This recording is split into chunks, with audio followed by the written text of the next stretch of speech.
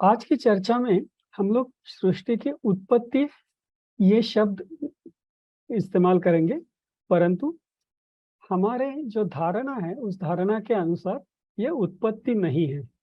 ये सिर्फ उसी परमेश्वर का प्रकटीकरण है या मैनिफेस्टेशन जिसको हम लोग बोलते हैं, ये मैनिफेस्टेशन है।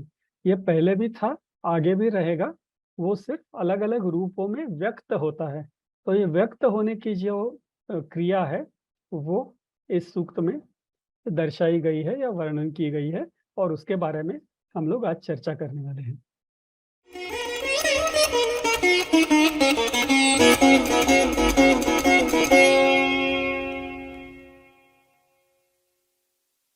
आप सबका आज के इस चर्चा में बहुत बहुत स्वागत। सबसे पहले मैं कुछ पार्श्वभूमि के तौर पर कुछ बातें बताऊंगा और फिर आज का जो विषय है उसके बारे में हम लोग चर्चा करेंगे। ये विषय क्या है और ये विषय हमने क्यों चुना? तो हम सब लोग जानते हैं कि हमारे जो प्राचीन ग्रंथ है, जिन्हें हम वेद के नाम से जानते हैं, उन ग्रंथों में बहुत सा ज्ञान भरा हुआ है और इस ज्ञान को आप सबके सामने लाने का ये एक छोटा सा प्रयत्न है। हम अगर आप किसी से भी पूछते हैं कि आप सनातनी हो, आप हिंदू हो, या जो भी आप आपका बिलीफ सिस्टम फॉलो करते हो, तो आपके धर्म ग्रंथ क्या है? तो हमें दो उत्तर मिल सकते हैं। पहला उत्तर मिल सकता है भगवत गीता, और अगर हम पूछे कि उससे भी प्राचीन या उससे भी महत्वपूर्ण क्या है, तो हमें दूसरा उत्तर मिलता है वेद।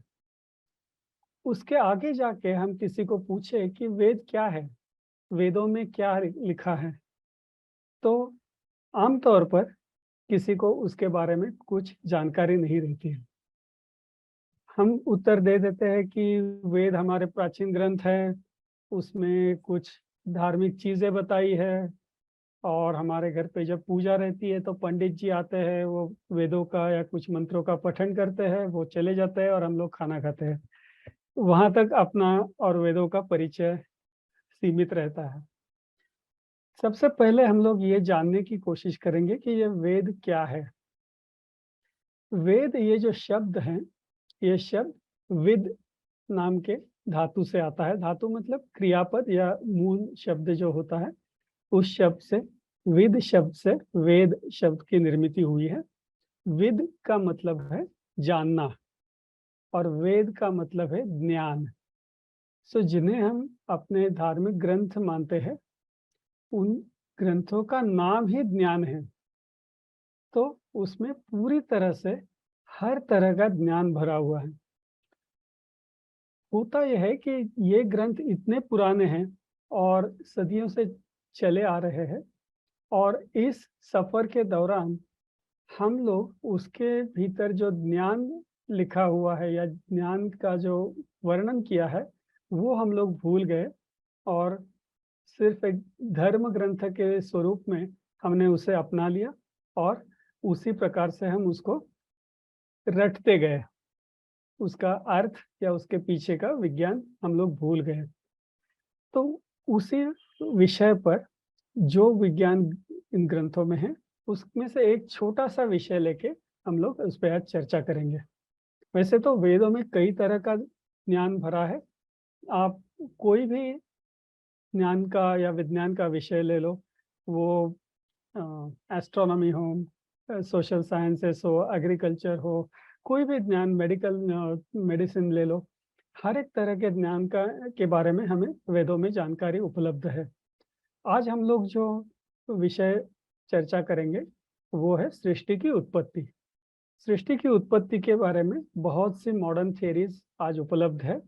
बहुत से वैज्ञानिकों ने तरह तरह के अंदाज लगाए हैं कि सृष्टि की उत्पत्ति कैसे हुई, और ये सभी ज्ञान जो आज वैज्ञानिकों को प्राप्त हुआ पिछले 40, 50, 60, ज़्यादा से ज़्यादा 100 वर्षों में, वो हमारे वेदों में बहुत पहले लिखा हुआ है। तो अब एक और प्रश्न कॉमन आता है कि ये वेद किसने लिखे और कब लिखे। तो वेद कब लिखे, इसका उल्लेख वेदों में नहीं है, परंतु वेदों में कुछ ऐसे संदर्भ हैं जो संदर्भ समझकर वेदों का कालावधि निश्चित किया जा सकता है। और बहुत से वैज्ञानिकों ने या ज्ञानी लोगों ने ये प्रयत्न किया है ढूंढने का कि ये वेदों की निर्मिति कब हुई, और हर एक का विश्लेषण अलग अलग है। हर एक ने जो काल प्रस्थापित किया है वो अलग अलग है, लेकिन मुझे जो योग्य लगा वो कालावधि ईस्वी सन पूर्व 24,000 वर्षों तक जाता है। तो मतलब आज से करीबन 26,000 पहले वेदों की निर्मिति हुई।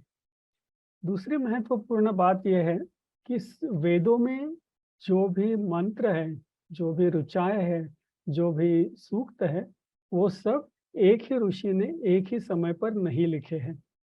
अलग अलग ऋषियों ने अलग अलग मंत्र, अलग अलग सूक्त लिखे और उन सबको एकत्रित करके वेदों का प्रस्थापन हुआ। वेद किसने लिखे, यह भी एक महत्वपूर्ण प्रश्न आता है। वेदों को हम अपौरुषेय मानते हैं। अपौरुषेय मतलब किसी भी व्यक्ति ने, किसी भी मनुष्य ने उनकी निर्मिति नहीं की। अगर मनुष्यों ने निर्मिति नहीं की तो ये वेद आए कहाँ से? तो ये अपौरुषेय कहलाने के पीछे कुछ महत्वपूर्ण बात है या महत्वपूर्ण कारण है। वो कारण ये है कि जिन ऋषियों ने ये वेदों की रचना की, गलत शब्द है बट एक हमारे समझने के लिए मैं वो शब्द यूज कर रहा हूँ या इस्तेमाल कर रहा हूँ कि जिन ऋषियों ने ये वेदों की रचना की, उन ऋषियों ने ये बताया कि ये मेरी निर्मिति नहीं है, मुझे ये वेद किसी ने बताए। जब मैं ध्यान अवस्था में था तो ये वेद मुझे सुनाई दिए, और जो मुझे सुनाई दिया वो सिर्फ मैंने प्रकट किया है, वो मैंने शब्द रूप में प्रकट किया है, इसलिए मैं इसका कुछ श्रेय नहीं ले सकता। तो इसमें उनकी विनम्रता भी हो सकती है तथा उनकी जो सत्य परिस्थिति है वो भी है, उसमें शामिल है कि उन्होंने ध्यानावस्था में ये वेद सुने और जिस तरह सुने उस तरह उन्होंने वो प्रकट किए। इसी कारण वेदों को हम लोग श्रुति बोलते हैं। हमारे जो ग्रंथ है वो दो तरह के हैं, श्रुति ग्रंथ और स्मृति ग्रंथ। स्मृति मतलब जो याद किए जाते हैं और श्रुति मतलब जो सुने जाते हैं। तो ये ग्रंथ ये वैज्ञानिकों ने या ऋषियों ने सुने, इसलिए उन्हें श्रुति ग्रंथ भी कहा जाता है। आज की चर्चा में हम लोग सृष्टि की उत्पत्ति ये शब्द इस्तेमाल करेंगे, परंतु हमारे जो धारणा है उस धारणा के अनुसार ये उत्पत्ति नहीं है, ये सिर्फ उसी परमेश्वर का प्रकटीकरण है या मैनिफेस्टेशन, जिसको हम लोग बोलते हैं, ये मैनिफेस्टेशन है। ये पहले भी था, आगे भी रहेगा, वो सिर्फ अलग अलग रूपों में व्यक्त होता है। तो ये व्यक्त होने की जो क्रिया है वो इस सूक्त में दर्शाई गई है या वर्णन की गई है, और उसके बारे में हम लोग आज चर्चा करने वाले हैं। अभी हम लोग पुरुष सूक्त के विषय में चर्चा करेंगे। पुरुष सूक्त क्या है, वो कहाँ पे है, किसने लिखा है? तो सबसे महत्वपूर्ण चीज ये है कि पुरुष सूक्त ये मेरे ज्ञान के आधार पर सबसे महत्वपूर्ण सूक्त है। और मैं ये इसलिए कह रहा हूँ क्योंकि ये एक ही सूक्त ऐसा है जो चारों वेदों में आता है। चारों वेदों में पूर्णतः पुरुष सूक्त आता है। कुछ कुछ उसमें फर्क है, कुछ कुछ बदलाव है, बट उसके अलावा पूरे चारों वेदों में पूरी तरह से ये सूक्त हमें दिखाई देता है। दूसरी बात यह है कि हम जो भी सर्वसाधारण पूजा करते हैं या यज्ञ करते हैं उसमें भी पुरुष सूक्त का उपयोग किया जाता है। वो सभी मंत्र या वो सभी पूजा पुरुष सूक्त के आधार पर की जाती है। तो ये दो कारण हैं कि पुरुष सूक्त मुझे लगता है कि सबसे महत्वपूर्ण सूक्त है, और इसलिए मैंने ये सूक्त के बारे में विश्लेषण किया है। सब लोग ये स्वीकृत करते हैं कि पुरुष सूक्त में विश्व की उत्पत्ति के बारे में चर्चा की गई है। परंतु आप कोई भी पुस्तक पढ़ोगे इस विषय में या यूट्यूब पर कोई भी आप लेक्चर सुनोगे, तो किसी भी व्यक्ति ने ये जो पहलू है कि सृष्टि की उत्पत्ति, इस विषय को लेके पुरुष सूक्त का विश्लेषण नहीं किया है। मुझे कहीं नहीं दिखाई दिया, किया हो तो भी मुझे कहीं पे वो मिला नहीं। तो इसलिए मैंने वैज्ञानिक दृष्टिकोण से इस सूक्त का पूरा विश्लेषण किया है। और मुझे इस सूक्त में बहुत से ऐसे वर्णन मिले जो आजकल जो प्रचलित मॉडर्न थियरीज है उससे मिलते जुलते हैं, और उसके बारे में हम लोग अभी कुछ चर्चा करेंगे। और एक पार्श्वभूमि के तौर पर पुरुष सूक्त में या वेदों में जो रचनाएं आती है उन्हें मंत्र कहा जाता है, उन्हें श्लोक नहीं कहते। श्लोक अलग होते हैं और मंत्र अलग होते हैं। सबसे महत्वपूर्ण फर्क यह है दोनों में कि मंत्र ऋषियों ने जिस तरह सुने उसी तरह उन्होंने व्यक्त किए और उसी तरह उनका पठन किया जाता है। इसका अर्थ यह हुआ कि जब ऋषियों ने यह मंत्र सुने तो उन्होंने जिस तरह से उसका उच्चारण सुना, जिसे हम लोग आज स्केल कहते हैं, कुछ हाई स्केल में कुछ लो स्केल में, जिस तरह से उन्हें वो सुनाई दिए उसी तरह से उसका उच्चारण किया जाता है। वेदों में जो मंत्र है उसे गाया नहीं जाता है। सो हम लोग जो गायत्री मंत्र गीत के रूप में सुनते हैं बहुत प्रचलित है, वो वैदिक दृष्टि से गलत है या अमान्य है। वेदों के जो मंत्र हैं, वेदों के जो रचनाएं हैं, वो एक ही तरह से हमें पठन करनी होती है जिस तरह से अपनी गुरु शिष्य परंपरा में वो सिखाई गई। अब पुरुष सूक्त का मतलब क्या है, पहले हम लोग सूक्त देखते हैं। सूक्त बहुत आसान है समझ लेना।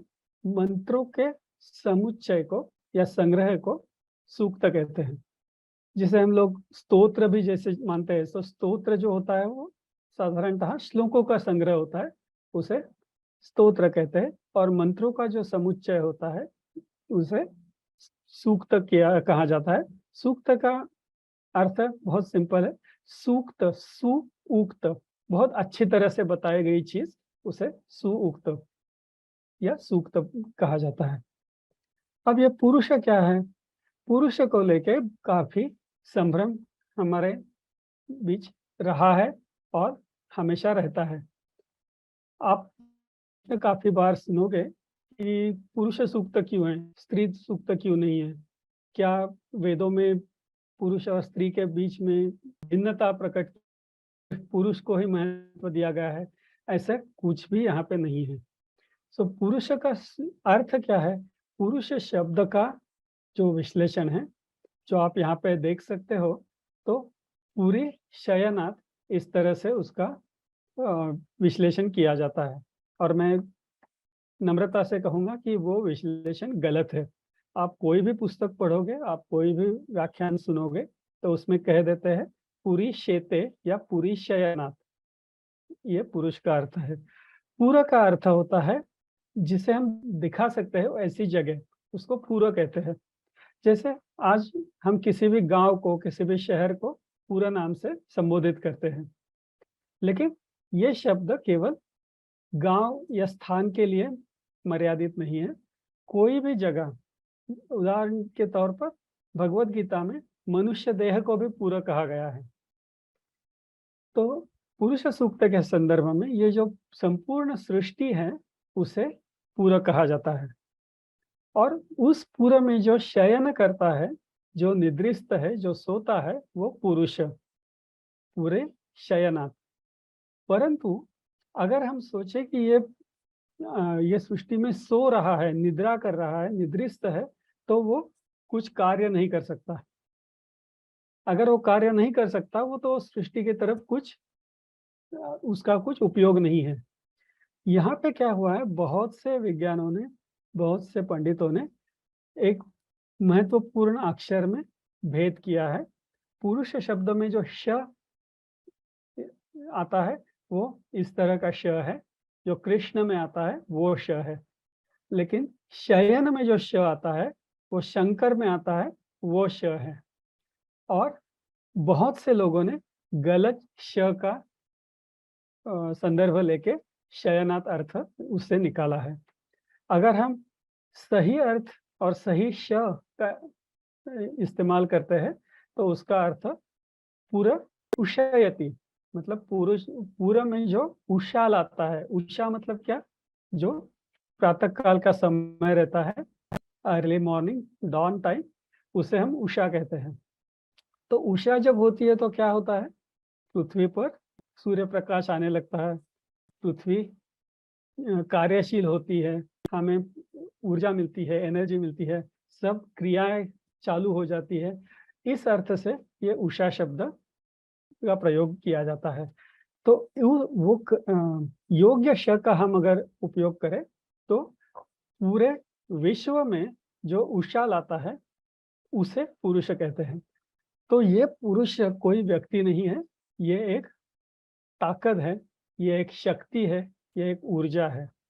ये ना तो पुरुष रूपी है, ना तो स्त्री रूपी है, ना तो मनुष्य रूपी है, ना तो प्राणी रूपी है। कभी कभी क्या होता है, हमें एक आदत रहती है, और खासकर हिंदू धर्म में ये देखा जाता है कि कोई भी संकल्पना को लेके हम लोग उसका व्यक्ति रूप में चित्रण करना चालू कर देते हैं। पर्सोनिफिकेशन जिसे बोलते हैं, उस तरह से कोई भी संकल्पना हम लोग लेते हैं और उसे एक चित्र के रूप में प्रकट करते हैं।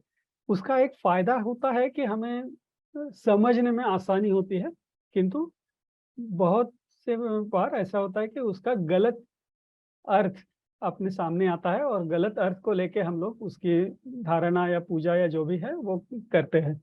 तो पुरुष के बारे में भी काफी कुछ इसी तरह से हुआ है, और हम लोग आगे देखेंगे पुरुष का वर्णन कैसे किया है। और कोई चित्रकार आता है, वो ये वर्णन पढ़ता है और एक चित्र निकालता है, और हम उसी चित्र को प्रमाण मान के आगे बढ़ते जाते हैं। और काफी देर तक ऐसा हो के, काफी सदियों से ऐसा हो के हम लोग भूल जाते हैं कि उसका मूल कारण क्या था, मूल अर्थ क्या था, और हम लोग सिर्फ वो चित्रित रूप को ही समझने में सफल होते हैं, और ये गलत है। आखिरी बात, पुरुष सूक्त में ऐसा वर्णन है कि ये पुरुष ने यज्ञ से सृष्टि की उत्पत्ति की। अभी हम लोग यज्ञ जब सोचते हैं, यज्ञ या यज्ञ या यज्ञ जो भी आपका उच्चारण हो, मैं यज्ञ कहूंगा लेकिन शब्द वही है। तो यज्ञ से ये सृष्टि की उत्पत्ति हुई। अब हम लोग जब यज्ञ के बारे में सोचते हैं तो हम लोग क्या सोचते हैं कि एक कुछ ईंटें रखी हुई है, उसके अंदर कुछ अग्नि प्रज्वलित किया है, उसमें हम लोग आहुति दे रहे हैं, उसे हम लोग यज्ञ कहते हैं। यह यज्ञ का एक रूप है, परंतु यज्ञ का अर्थ केवल उस तरह के यज्ञ के प्रति सीमित नहीं है।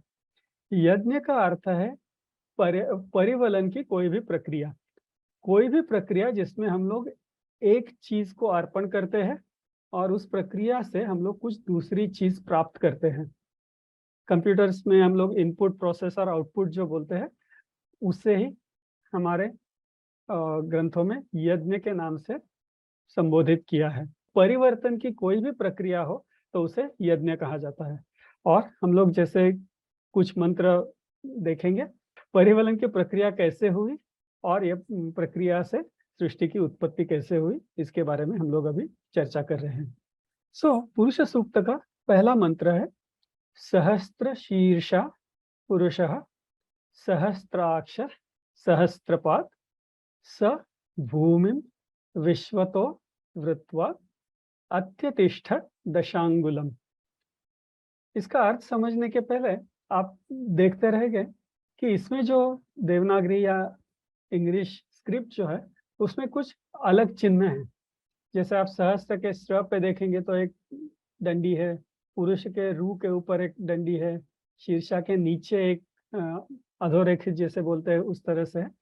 तो मंत्रों में हमें हमेशा इस तरह के चिन्ह दिखेंगे और इनका कुछ अर्थ है। जैसे मैंने बताया, जिस तरह ऋषियों ने ये मंत्र सुने उसी तरह उन्होंने प्रकट किए और उसी तरह उनका पठन किया जाना चाहिए।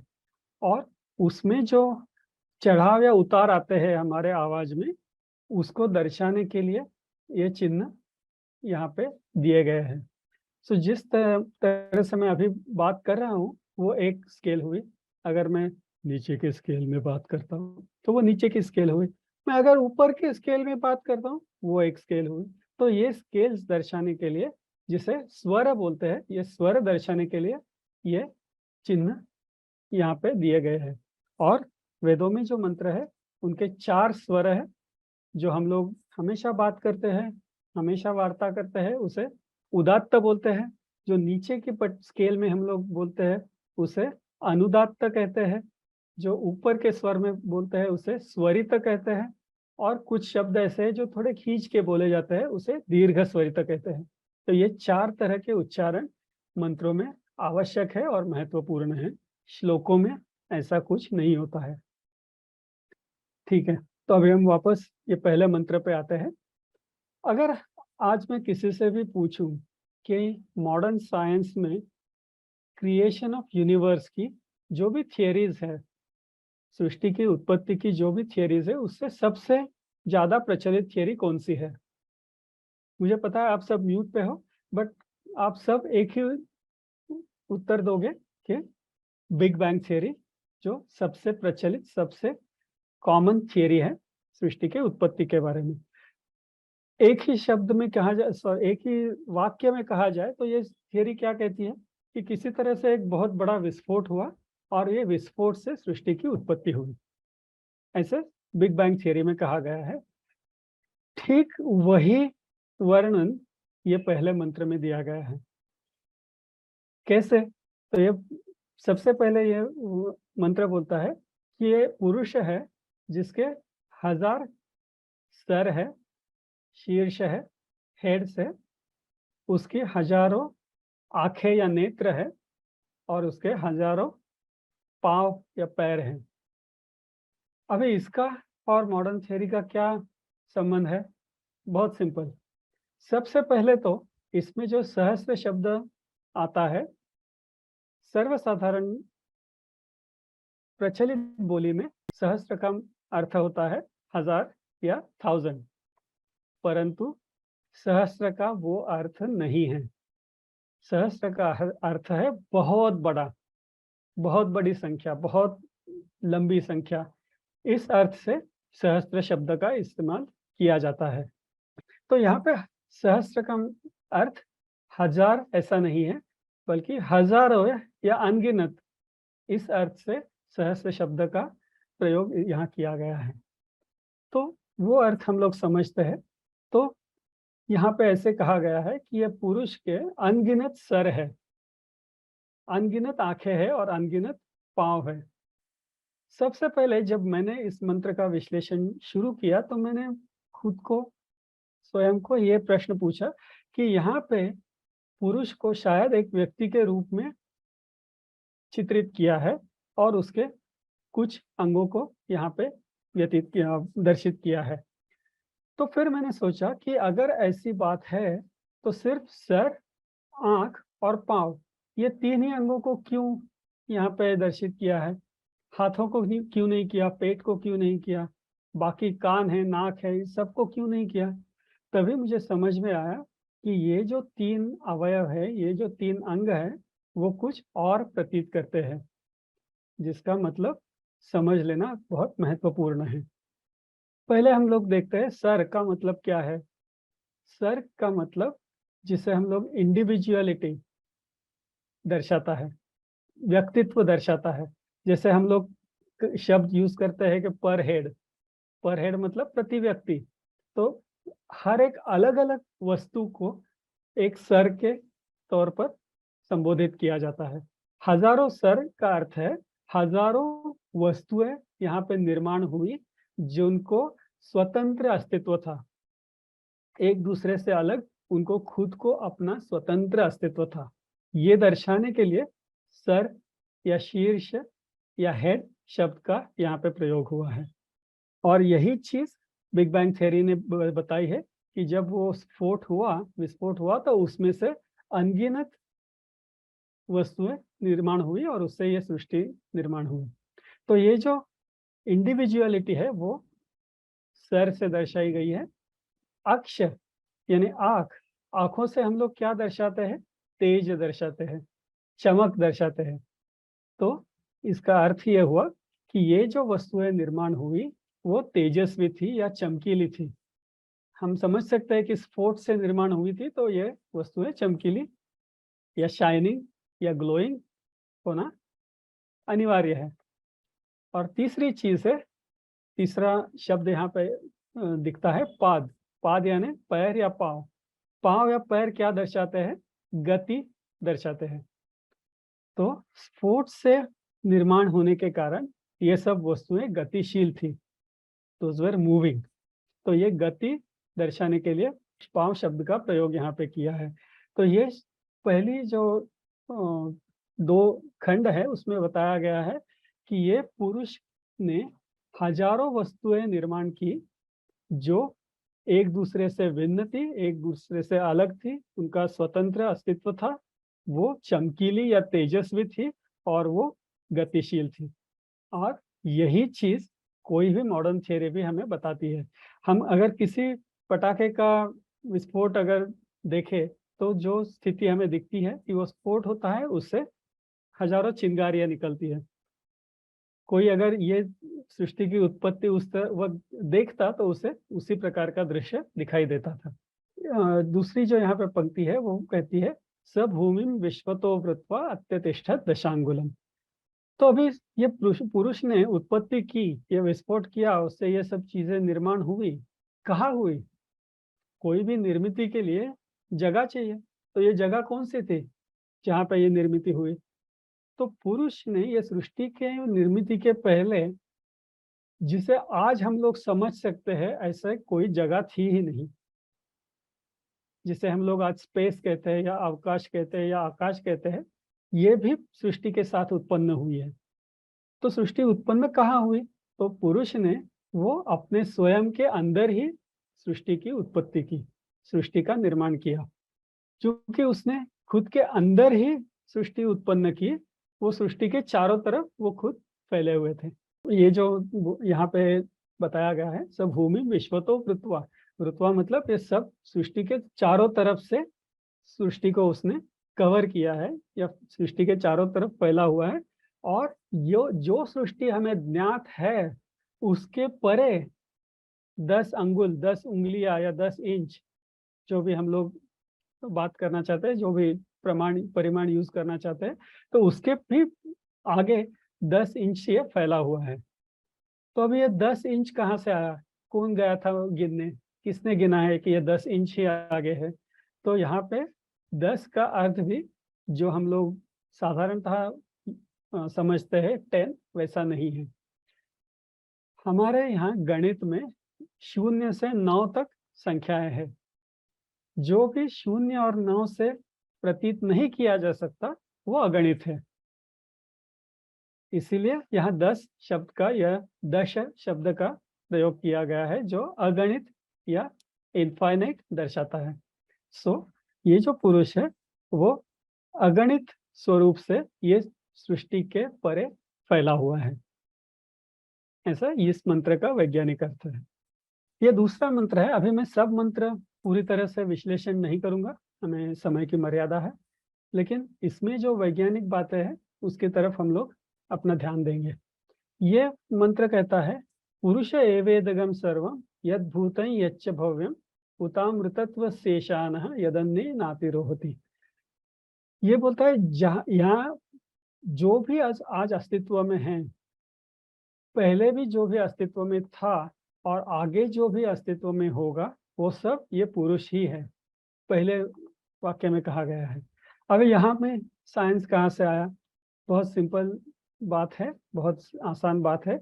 हम लोग साइंस में आज लॉ ऑफ कंजर्वेशन की बात करते हैं, law of conservation of mass और law of conservation of energy. और उसमें हम लोग कहते हैं कि energy and mass can neither be created nor be destroyed, but it can be converted from one form to other form. ठीक वही चीज यहाँ पे प्रकट की है कि पहले जो भी था वो भी पुरुष है, आज जो भी है वो भी है पुरुष का एक व्यक्त रूप है, और कल जो भी आएगा वो इसी पुरुष का कुछ और व्यक्त रूप रहेगा, किंतु वो पुरुष जो है वही सब जगह पे पहले भी था, आज भी है और कल भी रहेगा। और उसी व्याख्या से दूसरे लाइन में उसे अमृतत्व शब्द का प्रयोग किया गया है। अमृतत्व मतलब इमॉर्टल। वैसे तो हम कहते हैं कि कुछ भी इमॉर्टल नहीं है, किंतु ये पुरुष जो है उसका जो स्वरूप है वो इमॉर्टल है, वो अमृत या अमर है, वो कभी नष्ट नहीं होता। वो उसका व्यक्त स्वरूप बदल देता है, लेकिन वो नष्ट कभी नहीं होता। और आज के साइंस ने भी ये चीज को मान्यता दी है।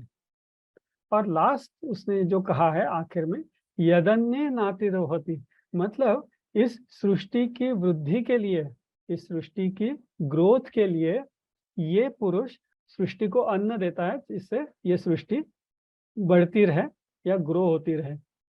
अब ये भी बहुत ही वैज्ञानिक बात है। साधारणतः हम लोग जब अन्न बोलते हैं तो अन्न का मतलब हमारे लिए होता है रोटी, चावल, दाल, सब्जी, ये सब चीजें हमारे लिए अन्न है। लेकिन हम किसी और जंतु का विचार करेंगे तो उसके लिए अन्न की व्याख्या अलग होती है। दूसरे जीवों के लिए अन्न की व्याख्या अलग अलग होती है। उसी तरह इस सृष्टि के लिए जो अन्न की व्याख्या है उसे यहाँ पे दर्शाया गया है कि वो सृष्टि बढ़ने के लिए, सृष्टि को संचालन करने के लिए जो भी शक्ति, जो भी एनर्जी, जो भी ऊर्जा लगती है, वो ये सृष्टि का अन्न है, और वो ये पुरुष वो सृष्टि को देता है। आज आप देखोगे तो मॉडर्न साइंस को इसके बारे में जानकारी नहीं है। आप अगर गूगल पे सर्च करोगे तो आपको डार्क एनर्जी नाम से एक संकल्पना मिलेगी, और वैज्ञानिक ये कहते हैं कि ये सृष्टि बढ़ तो रही है, बढ़ना है तो उसके लिए कुछ तो एनर्जी चाहिए। ये क्या एनर्जी है हमें पता नहीं है, हमें पता नहीं, इसलिए हम लोग उसे डार्क एनर्जी बोलते हैं। इस तरह से डार्क एनर्जी की व्याख्या आपको वैज्ञानिक स्वरूप पे मिलेगी, वही यहाँ पे साफ साफ दिखाई देती है। अभी हमारे पास 20 मिनट है। अभी यहाँ पे ये सातवां मंत्र है, ये सातवां मंत्र है, ये सृष्टि के उत्पत्ति में अभी पृथ्वी के तरफ आता है। पृथ्वी की उत्पत्ति तक आने के बाद ये मंत्र आता है। बीच के कुछ मंत्र हम लोगों ने नहीं देखे। तो यहाँ पे क्या बताया है, यहाँ पे बताया है सप्तास्यासन परिधयः त्रिसप्त समिधः कृताः देवा यद यज्ञं तन्वानाः अबध्नन् पुरुषं पशुम्। इसमें कहा गया है सप्तास्यासन परिधयः, मतलब इस यज्ञ के 7 परिधि थी। परिधि का मतलब क्या है, जब हम कोई यज्ञ करते हैं तो वो यज्ञ की सीमा निश्चित करने के लिए उसके चारों तरफ कुछ विशिष्ट तरह की लकड़ियों का स्थापन किया जाता है, उसे परिधि बोलते हैं, और उससे यज्ञ की सीमा निश्चित होती है। अभी यहाँ पे बताया गया है कि 7 परिधि थी, 7 सीमाएं थी। तो अभी 7 सीमाएं कौन सी थी? आप अगर पृथ्वी के बारे में विचार करें तो पृथ्वी के बारे में 7 सीमाएं कौन सी है, बताने की जरूरत नहीं है। पृथ्वी में जो 7 खंड है या 7 समुद्र है, वो पृथ्वी की सीमा निश्चित करते हैं, या पृथ्वी पे जो भूमि है उसकी सीमा निश्चित करते हैं। तो ये ऋषियों को बहुत पहले से पता था कि ये पृथ्वी पर 7 समुद्र है और 7 खंड है, और उससे ये भूमि की सीमा निश्चित हुई है। उसके आगे उन्होंने बताया है कि त्रिसप्त समिध कृताः। त्रिसप्त मतलब 3 बार 7, 3 बार 7 मतलब 21। तो काफी जगह पे आप कोई भी विश्लेषण पढ़ोगे या सुनोगे तो उन्होंने बताया है कि ये 21 तरह की समिधा थी, मतलब 21 तरह की चीजें थी जो ये यज्ञ में अर्पण की गई या की जाती है या हो रही है। और ये 21 चीजें क्या है, तो हर एक ने अपना अपना मत उसके ऊपर प्रदर्शित किया है। किसी ने पंच तत्व, पंच प्राण, पंच ज्ञानेन्द्रिय, पंच कर्मेंद्रिय, आत्मा, मन, बुद्धि, अहंकार, ऐसे सबको मिला के किसी न किसी तरह उसको इकट्ठा करके 21 तक उन्होंने खींच के लेके आए हैं। परंतु आप उनको अगर पूछोगे कि ये जो चीजें आप बता रहे हो उसका निर्मित से क्या संबंध है, तो उनके पास कोई उत्तर नहीं है। दूसरी चीज, अगर इस यहाँ पे ऋषि को 21 कहना होता था तो वो 21 सीधी तरह से कह सकते थे। उन्होंने 3 बार 7 ऐसे क्यों कहा? उसका भी उत्तर देने में कोई विद्वान समर्थ नहीं है। तो इसका कारण ये है कि ये, हाँ, 21 तरह की ऊर्जाएं हैं जो पृथ्वी को कार्यशील रखने में मदद करती है या आवश्यक होती है। और वो जो 21 ऊर्जाएं हैं वो 3 गटों में, 3 ग्रुप्स में पाई जाती है। तो 3 गट है और हर एक गट में 7 तरह की ऊर्जाएं या शक्तियां हैं जिसकी वजह से पृथ्वी का कार्य ठीक से चलता है। ये 3 गट कौन से हैं? पहले तो सूर्य से हमें जो ऊर्जा मिलती है वो 7 तरह की होती है। अभी हम उसके ज्यादा विश्लेषण में नहीं जाएंगे, लेकिन आप कहीं भी सूर्य के रथ का चित्र देखते हो तो आप हमेशा देखोगे कि सूर्य के रथ को 7 घोड़े रहते हैं और ये 7 घोड़े इन 7 तरह की ऊर्जाएं दिखाने के लिए होते हैं। उसका वो सिंबॉलिज्म है, 7 ऊर्जाएं दिखाने के लिए।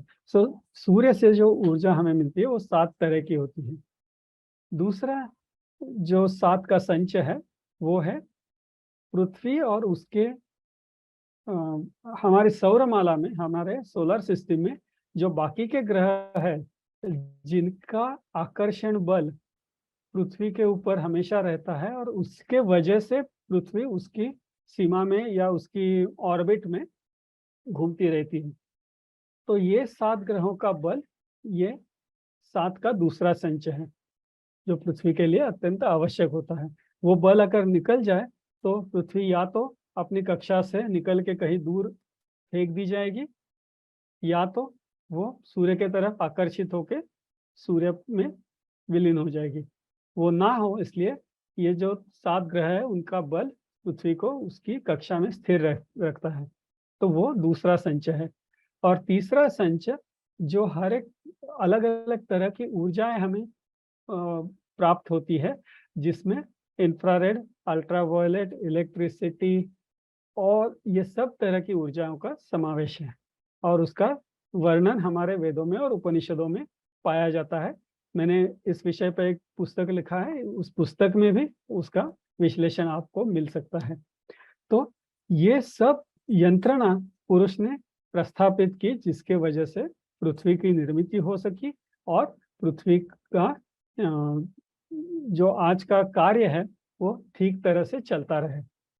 और इसके आगे के कुछ मंत्र है जिसमें फिर पृथ्वी पे बारिश की व्यवस्था कैसे की गई, फिर पृथ्वी में जीव सृष्टि कैसे उत्पन्न हुई, किस क्रम से उत्पन्न हुई, इसका पूरा वर्णन आगे के कुछ मंत्रों में आता है। और एक इसमें आखिरी जो बात है यहाँ पे लिखा है अबध्न पुरुषम पशुम, मतलब इस यज्ञ में पुरुष को पशु की तरह बलि चढ़ाया गया।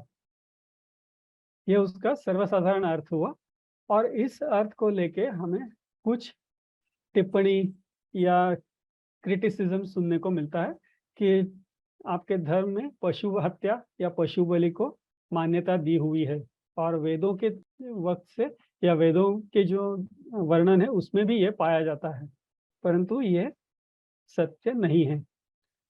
सत्य नहीं है, इसके कई कारण हैं। सबसे पहला और महत्वपूर्ण और सबसे आसान कारण ये है कि अभी तो पृथ्वी की उत्पत्ति हो रही है, पृथ्वी पे अभी तक जीव सृष्टि उत्पन्न हुई नहीं है।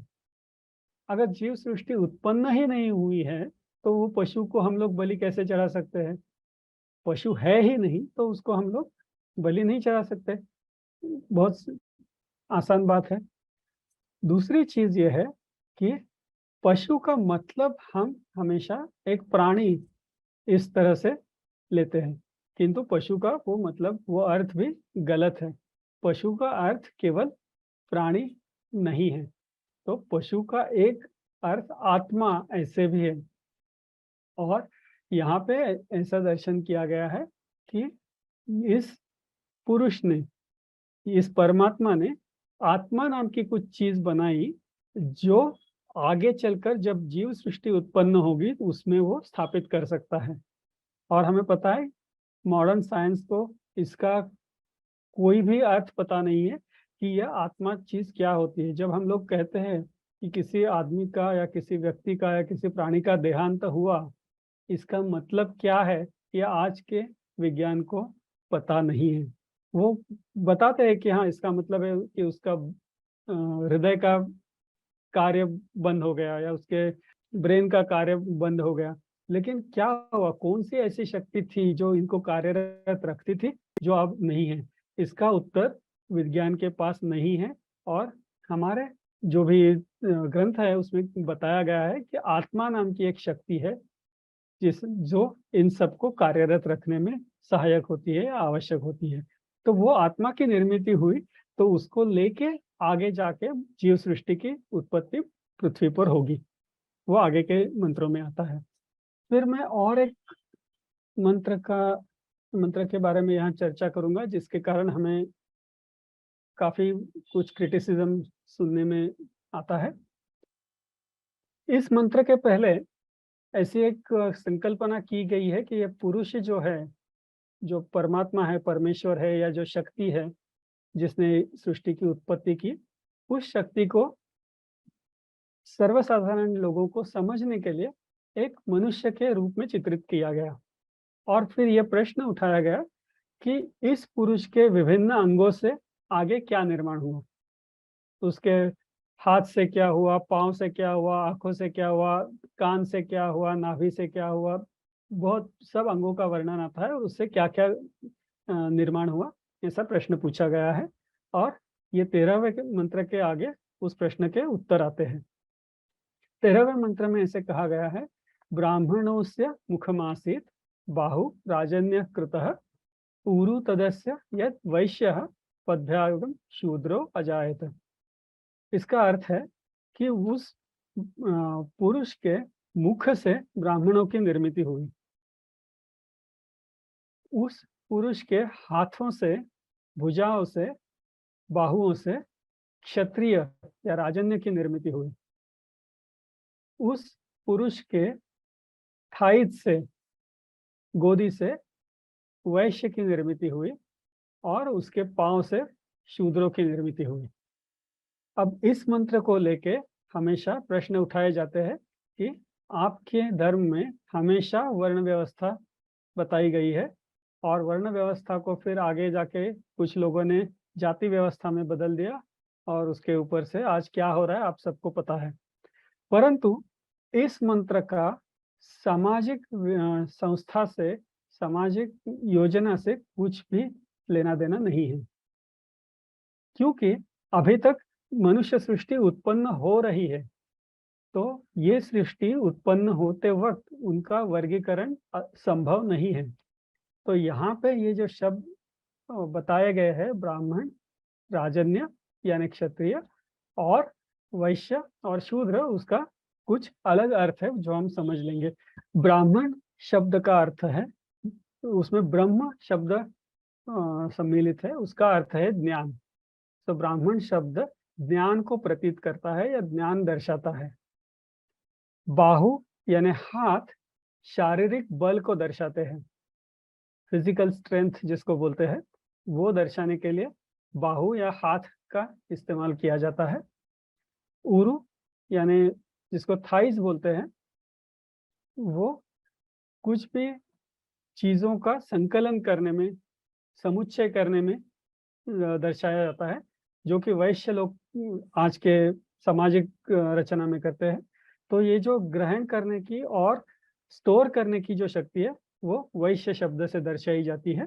और बाकी सब जीवनावश्यक कार्य है, वो कार्य करने की क्षमता शूद्र शब्द से दर्शाई जाती है। तो इस मंत्र का अर्थ ऐसे हुआ कि इस पुरुष ने जब जीव सृष्टि उत्पन्न की, उस वक्त जीव सृष्टि को उसके विकास के लिए और उसके अस्तित्व के लिए जो भी आवश्यक यंत्रणा है, वो यंत्रणा उसने प्रस्थापित की, और वो हर एक जीवित पशु में उसने डाल दी। इसका अर्थ यह हुआ कि हर एक जीव जंतु को ज्ञान है, सबके पास ज्ञान है। हर एक जीव को पता होता है कि उसे कैसे रहना है, कैसे जीवित रहना है, कहाँ जाना है, क्या करना है, पुनरुत्पादन कैसे करना है, अन्न कैसे भक्षण करना है, ये सब चीजों का ज्ञान हर एक जंतु के पास होता है। ये एक उदाहरण हुआ, किंतु इस ज्ञान का दर्शन ब्राह्मण शब्द से किया है। फिर हर एक जंतु के पास खुद की रक्षा करने का सामर्थ्य होता है। हर एक जंतु के पास, हम बाहें है या हाथ है ऐसे तो नहीं कह सकते, कई एक पेशीय जीव है जिनके पास यूनिसेल्युलर ऑर्गेनिजम्स है, जिनके पास हम लोग दिखा नहीं सकते कि ये इसके हाथ है या इसके पांव है, किंतु हर एक जंतु में शक्ति है कि वो अपना खुद का बचाव कर सके, और वो शक्ति यहाँ राजन्य शब्द से दर्शाई गई है। हर एक जंतु के पास कुछ चीजों का संग्रह करने की, स्टोर करने की शक्ति होती है। जैसे हम लोग खाना खाते हैं, वो खाना हम लोग संग्रह करते हैं, उस खाने का स्टोर करते हैं, और हर एक अलग अलग क्रियाओं के लिए उसका उपयोग करते हैं। तो वो संग्रह करने की जो वृत्ति है, संग्रह करने की जो ताकत है या शक्ति है, वो वैश्य शब्द से दर्शाई जाती है। और जीवनावश्यक अन्य सभी क्रिया है, वो करने की जो शक्ति है, वो शूद्र शब्द से दर्शाई जाती है। तो यहाँ पे ये मंत्र में ऐसे बताया गया है कि जीव सृष्टि उत्पन्न करते वक्त ये चारों यंत्रणा पुरुष ने या परमेश्वर ने हर एक जीव में प्रस्थापित कर दी, ताकि वो जीव जीवित रह सके और बढ़ सके, आगे बढ़ सके। इस अर्थ से यहाँ पे ये मंत्र आया है। एक प्रश्न है, मैं ऐसा बात रखना चाहूंगा कि इसका जो पहले का मंत्र है, यत् पुरुषम यददुः कतिदा व्यकल्पयन् मुखम किमस्य को बाहु का उरोपादा उच्यते। जी मतलब उस मंत्र में यह प्रश्न पूछा गया कि वो पुरुष की विविध लोग जो कल्पना करते हैं, उस मुखम अस्य मुखम किम अस्य बाहु किम, मतलब उसका मुख क्या है, उसका बाहु क्या है, उसके हाथ और उसकी जंघाएं क्या क्या है। तो उसके उत्तर में यह मंत्र में ऐसा बोला गया, ब्राह्मण अस्य मुखम आसीत, अर्थात उसका अस्य मुखम ब्राह्मण आसीत, उसका मुख ब्राह्मण था। बाहु राजन्य कृत, बाहु राजन मतलब क्षत्रिय थी, शूद्र जंगा थे, पदभ्याम मतलब पांव के लिए, शूद्र आए जायताम। तो मतलब मुझे ये कई लोग ये अर्थ करते हैं कि भाई इसमें से मुख पर ब्राह्मण की उत्पत्ति हुई, ऐसा ये मंत्र में बोलते हैं। लेकिन अगर ऐसा होता तो मुखात ब्राह्मण आसित ऐसा पंचमी विभक्ति आना चाहिए था। यहाँ पे तो केवल इतना ही लिखा है, अस्य मुखम ब्राह्मण आसित, उसका मुख केवल ब्राह्मण था। और पिछले मंत्र में भी सारी प्रथमा विभक्ति है। तो इस पे आपका क्या मंतव्य रहेगा? जी, बहुत अच्छा प्रश्न पूछा है आपने। और इसी बात को लेकर कई विकल्प उठते हैं, कई प्रश्न उठते हैं, और हमें इस मंत्र का संदर्भ सबसे पहले समझ लेना चाहिए कि कौन से संदर्भ में ये मंत्र आया है। ये मंत्र किसी भी तरह की समाज रचना के लिए नहीं आया है। ये मंत्र किसी भी तरह की हायरार्की दिखाने के लिए कि ब्राह्मण श्रेष्ठ है, क्षत्रिय उनके कनिष्ठ है, वैश्य उससे भी कनिष्ठ है, और शूद्रों को तो कुछ कीमत ही नहीं है, ऐसा कहीं भी कहा नहीं गया है। ये बाद में लोगों ने अपने स्वार्थ के लिए उसका अर्थ निकाला, और फिर समाज में कुछ विघटन करने की प्रक्रिया चालू हो गई। तो लेकिन आपका सवाल जो है वो उचित है कि ब्राह्मण उसका मुख था। इसका अर्थ ऐसे निकलता है कि मुख से ब्राह्मण उत्पन्न हुए। और जैसे हमने कहा कि ब्राह्मण मतलब ब्राह्मण समाज का इसमें अर्थ अभिप्रेत नहीं है। ब्राह्मण नाम की जो शक्ति है, ज्ञान प्राप्त करने की शक्ति है, उसे ब्राह्मण कहा गया है। और वो शक्ति उन्होंने हर एक जीव जंतु के भीतर रख दी। उसी तरह राजन्य या वैश्य या शूद्र शब्दों का भी प्रयोग यहाँ पे किया गया है। दूसरी महत्वपूर्ण बात यह है कि यहाँ पे कहीं भी, जैसे मैंने बताया कि हायरार्की नहीं बताई गई है, और यहाँ पे ऐसा भी नहीं है कि सामाजिक रचना भी आप अगर देखो, और आप ऐसे कहो कि पाँव शूद्र को दर्शाते हैं, तो पाँव के बिना तो किसी का अस्तित्व संभव ही नहीं है। तो ये ऐसा नहीं है कि शूद्र को कुछ कीमत नहीं है।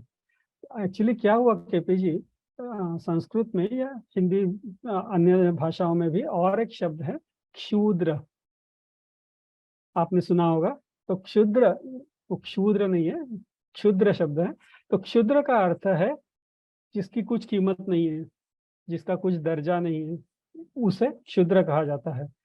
तो शूद्र और क्षुद्र दोनों शब्द थोड़े सुनने में एक जैसे लगते हैं, इसलिए काफी लोगों ने उसमें भी गड़बड़ कर दी और शूद्र यानी क्षुद्र ऐसा भी अर्थ निकाल के वो कहने लगे कि क्षुद्र का कुछ मतलब, शूद्र जो जिन्हें हम कहते हैं उनकी कुछ कीमत ही नहीं है समाज व्यवस्था में। ऐसा उन्होंने गलत समझ होने के बाद या अज्ञान के वजह से या स्वार्थ के वजह से कहा गया है। और अगर मैं थोड़ा विषय छोड़ के बात कर रहा हूँ, बट हम अगर कहीं भी देखेंगे तो कहीं पे भी ऐसे नहीं लिखा है कि शूद्रों को कोई किसी चीज का अधिकार नहीं है या कुछ कर नहीं सकते। कहा तो ऐसे गया है कि जन्मना जायते शूद्र, हम सब जन्म से शूद्र ही है।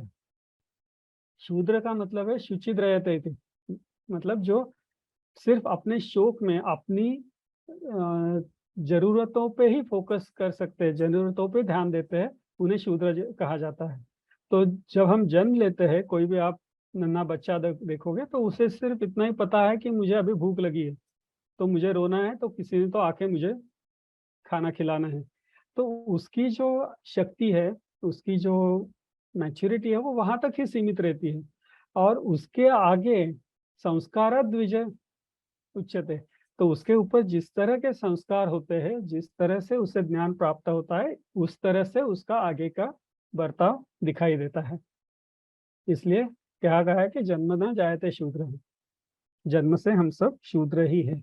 मेरा इस चैनल पे आने का उद्देश्य मेरे बुक को प्रमोट करना नहीं था, किंतु जिस तरह से हम लोगों ने कुछ वैज्ञानिक कल्पनाएं अभी समझ ली, उसी तरह इस सूक्त में जो 16 मंत्र आते हैं, उन सब 16 मंत्रों का वैज्ञानिक विश्लेषण करके मैंने एक पुस्तक प्रसिद्ध किया है।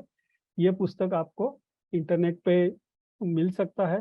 ये पुस्तक हिंदी, अंग्रेजी और मराठी 3 भाषाओं में उपलब्ध है।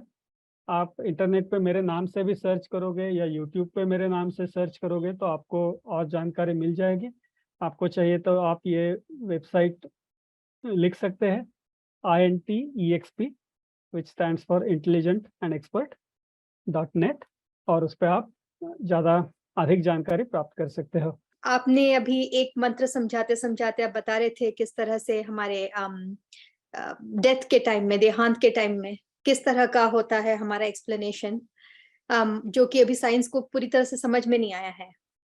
वो बस हार्ट बीट बंद होने से करते। उस आप जब उसे समझा रहे थे और बाकी जब आप मंत्र समझा रहे थे, मुझे ऐसा एकदम जैसे आपका जो इरादा था यहाँ आने का ना, कि नॉलेज 2 लोगों को बांटो, उनके अंदर कुछ खुल जाए, मुझे जैसे धीरे धीरे कुछ कुछ खुल रहा था। और जब तक आप उस मंत्र पे आए तब मुझे इतनी ओवरवेल्म्ड फीलिंग हुई, एकदम मैं टियरी होके, जैसे मुझे डिवोशन हो गया भगवान के लिए। ऐसे ही है डिवोशन मेरा अलग टाइम पे भी होता है, पर इस वक्त आपके बोलने के वक्त मेरा जैसे अंदर से ही कुछ एकदम जैसे मंदिर जाने से होता है ना, पूजा करने से होता है। तो मैं आपको बहुत बहुत धन्यवाद बोलना चाहती थी इसके लिए, because and I so glad you have written this book, because I am so gonna buy it और find it somewhere, because I want to read it now. The feeling that it created in me, जो हमारा होता है ना भारतीय संस्कृति में, कि ज्ञान से वो अंदर से कुछ खुल जाता है और आप भी खुद जैसे एकदम यू राइज विद इट, वो मेरा experience. I really appreciate your feedback. Aditi ji, मैं आपका जो प्रश्न है उसको लेके कुछ 2 मिनट बात करना चाहूँगा। अत्यंत दुर्दैव की बात यह है कि हमारे पास इतना बहुत सा ज्ञान उपलब्ध है, किंतु सदियों से चलता हुआ यह ज्ञान, जैसे मैंने शुरू में बताया कि एक कर्मकांड के स्वरूप में वो आगे चलता आया, और उसके पीछे जो ज्ञान था, जो रियल नॉलेज था, वो चला गया, वो हम लोग भूल गए। और उसी कारण आज क्या होता है, हमें कहने में शर्म आती है कि हम हिंदू हैं, या हमें कहने में शर्म आती है कि वेद हमारे ग्रंथ है, या वेदों में क्या है हमें पता नहीं है। उसमें कुछ कर्म कांड बताया है, कुछ पूजा पाठ बताए हैं, कुछ अलग चीजें बताई है जिसका आज कुछ अर्थ नहीं है। इस तरह के कुछ रिमार्क हमें सुनने मिलता है और इससे मुझे बहुत दुख होता है ऐसे विधान सुन के। तो मेरा एक हेतु, एक ऑब्जेक्टिव ये था कि मैं उसका जो ज्ञान है, जितना मुझे समझ में आया वो मैं सबके सामने रखूं, ताकि दो चीजें हो जाए। एक तो सबको ये समझ में आए कि हमारे जो ग्रंथ है वो सच में ज्ञान ग्रंथ है, उसमें सच में बहुत सा ज्ञान उपलब्ध है और हम उसे अभिमान के साथ कह सके कि हाँ, हमारे ये ग्रंथ है और हमारे पास ये सब ज्ञान है। और दूसरा मेरा हेतु ये था, जैसे आपने कहा कि मेरा जो कार्य है उससे प्रेरणा लेके कोई और भी अगर आगे आ जाए और किसी और सूक्त का और किसी और ग्रंथ का या किसी और पहलू का विश्लेषण करके उसमें जो वैज्ञानिक बातें कही है वो सामने लाने का प्रयास करे, तो वो भी मेरे लिए बहुत आनंददायी होगा। और आप में से किसी को भी ये विषय में चर्चा करनी है, कुछ प्रश्न पूछने हैं, तो मेरे वेबसाइट पे मेरा ईमेल एड्रेस और कांटेक्ट नंबर है। मैं अभी तो आज और कल तक भारत में हूँ, परंतु मैं अमेरिका में रहता हूँ। तो आप जब भी चाहे मुझे ईमेल लिख सकते हैं और मुझे बहुत आनंद होगा आपके साथ किसी विषय पे चर्चा करने में। पराग जी, मैं ये भी बोलना भूल गई कि not only that you have learned all these things and you had that amazing intention to share with us so that we can benefit from it, आपने जिस तरह से समझाया ना, इतने क्लैरिटी से, उससे भी बहुत मतलब जैसे मेरे अंदर से कुछ हो गया था। Thank you so much, you're a good teacher. मैं आपको एक सवाल पूछना चाहती हूँ जो एकदम डायरेक्टली रिलेटेड नहीं है मंत्र से, पर मैं ये पूछना चाहती हूँ, जैसे आपने शुरू में समझाया पुरुष का मतलब क्या है, किस तरह से हम उस शब्द को गलत समझते हैं, गलत तरीके से विजुअलाइज करते हैं और समझते हैं। हाँ, तो ये कैसे होने आया कि उसका अगर ये मतलब है तो फिर हम कैसे ऐसे पुरुष और स्त्री जो बोलते हैं मैन एंड वुमेन के लिए आम तौर में, how did that come to be and how is that related to आपने जो पुरुष का समझाया, वो जो मतलब परमात्मा का जो। बहुत अच्छा प्रश्न है। सो पुरुष का अर्थ हमने देखा पूरी उषयति और पूरा उषयति, जो पूरा में या विश्व में विश्व को ऊर्जा देता है, प्रज्वलित करता है, उसे हम पुरुष कहते हैं। वो कोई व्यक्ति नहीं है, वो एक ऊर्जा है, वो एक शक्ति है। अब ये विश्व को नियंत्रण करने वाली शक्ति है, इसलिए उसे पुरुष कहा जाता है। किंतु आगे चलकर जब समाज की स्थापना हुई, समाज में जब फैमिली या कुटुंब की स्थापना हुई, तब उस कुटुंब को, उस फैमिली को जो नियंत्रण करने वाली शक्ति है या व्यक्ति है, उसे भी उसी शब्द से संबोधित किया जाने लगा। तो इसीलिए घर का जो अर्निंग मेंबर जिसे हम लोग बोलते हैं, responsible person of the house hold, उसे पुरुष व्याख्या प्राप्त हुई। जी, बहुत बहुत धन्यवाद पराग जी। अब मेरे मन में कुछ प्रश्न हैं और सारे प्रश्न आपकी पुस्तक से संबंधित हैं। बिल्कुल। तो पहली जिज्ञासा ये थी कि ये पुस्तक की प्रेरणा आपको कहाँ से मिली पराग जी? कैसे ये आया आपके मन में कि इसके बारे में आप अध्ययन करें और इस पर पुस्तक लिखें? जी, सो मुझे पहले से ही, बचपन से ही जिज्ञासा थी कि हमारा जो धर्म है, हमारे जो विधि है, हमारे जो भी ज्ञान है, वो अत्यंत वैज्ञानिक है, लेकिन उस पर क्या विज्ञान है, ये मुझे हमेशा वो क्यूरियोसिटी हमेशा रहती थी। तो मैं हमेशा कुछ ना कुछ पढ़ के कुछ उसका अर्थ समझने की कोशिश में हमेशा करता था। फिर आगे जाके जब मुझे पुरुष सूक्त के बारे में पता चला, और तब मुझे पता चला कि ये चारों वेदों में है, हर पूजा में आता है, उसमें सृष्टि की उत्पत्ति बताई गई है, तो फिर वो जिज्ञासा और बढ़ गई और मैंने सोचा इसका अर्थ है कि ये सूक्त सबसे महत्वपूर्ण सूक्त है। अगर नहीं होता तो वो चारों वेदों में नहीं होता, चारों वेदों में है, बहुत बड़ी बात है ये। तो उस धारणा से, और जिसे हम संदर्भ कहते हैं, सृष्टि की उत्पत्ति, ये संदर्भ से मैंने उसका अध्ययन शुरू किया। हमेशा ये होता है कि हम लोग अध्ययन शुरू करते हैं लेकिन संदर्भ भूल जाते हैं, और हमेशा फिर हम संदर्भ उसका, जिसे हम लोग धार्मिक बोलते हैं या आध्यात्मिक बोलते हैं, उसी संदर्भ में हम उसका विश्लेषण करने जाते हैं और वहां पे ही सबसे बड़ी गलती हम करते हैं। दूसरी चीज यह है कि हर एक शब्द के अनेक अर्थ हो सकते हैं।